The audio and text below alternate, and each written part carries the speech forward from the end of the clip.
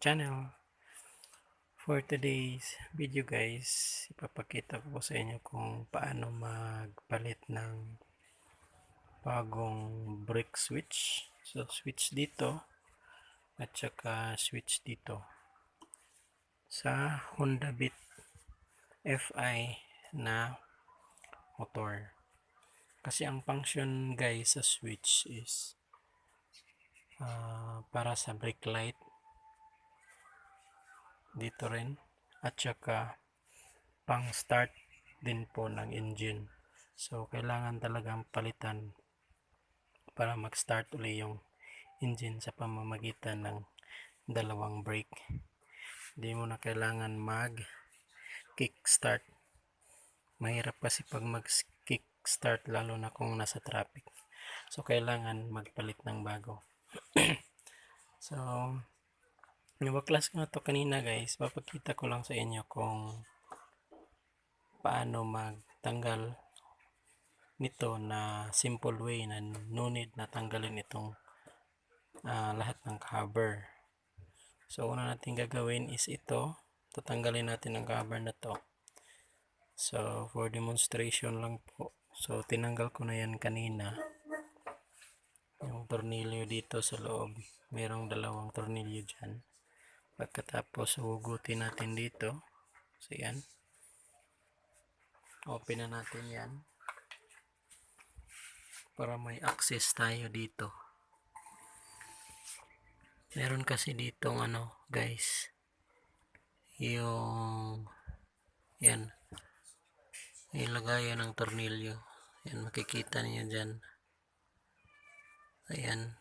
Kailangan nating tanggalin ng tornilyo yan. Para may access tayo na matanggal ito. Kasi nakaklip lang ito guys. Ayan. So kailangan natin tanggalin ito. Ayan, makikita nyo kulay blue. Yan yung clip dito para kumapit siya guys. So no need na tanggalin ito guys. Kasi may access na tayo dito sa switch. So yan guys, ito yung sa right side na brake. So dito yan sa right. Then ang dito naman sa left is ito guys, yung access niya. Connections. Tapos tinanggal natin kanina guys, ito yung sa left side niya. So palitan natin ng bago. At saka ito naman yung sa right side sa disc brake. Ito yung papalitan natin ng bago. Yan. So tinanggal kitong sa right side guys. Dito lang yan sa ilalim. So sana makikita nyo dyan.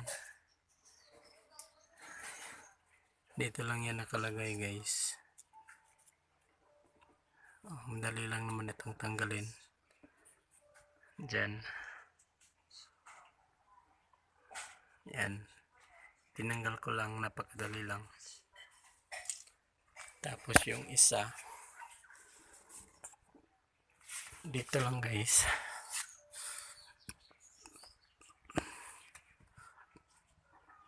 Kailangan lang tanggalin itong bolt and nut.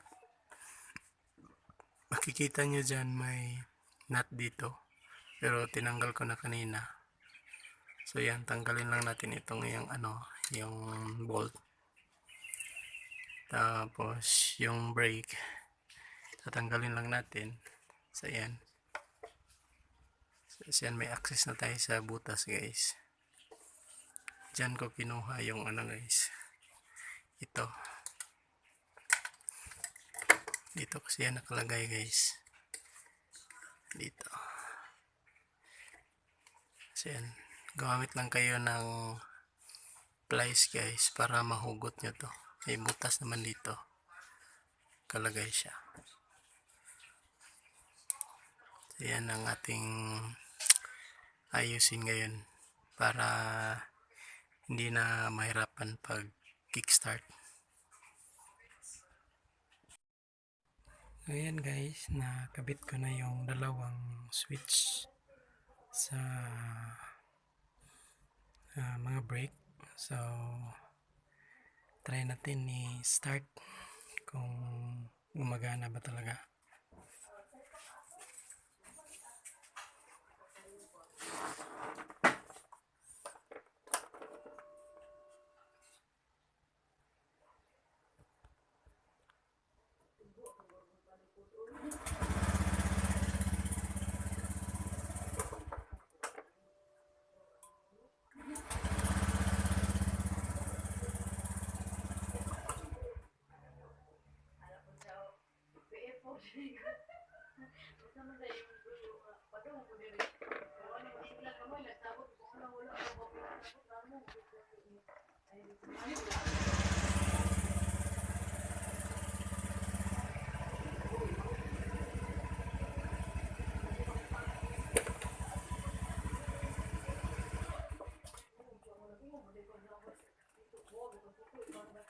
So, yan, goods na.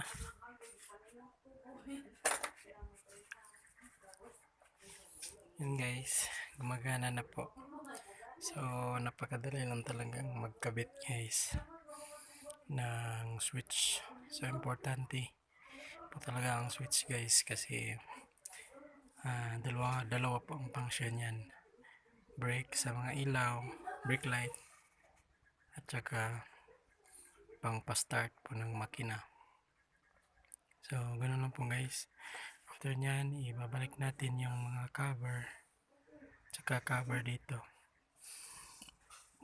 So ganun lang po guys. Sana may natutunan kayo sa ginawa kong video na pwede nyong magamit pag kayo ay nag-DIY sa motor ninyo na Honda Beat, Click, o kahit anong Honda guys, na pare-pareho lang yung mga brake switch. So maraming salamat po guys sa panonood. Don't forget to subscribe, click the notification bell, like and share na din po. So maraming salamat. God bless.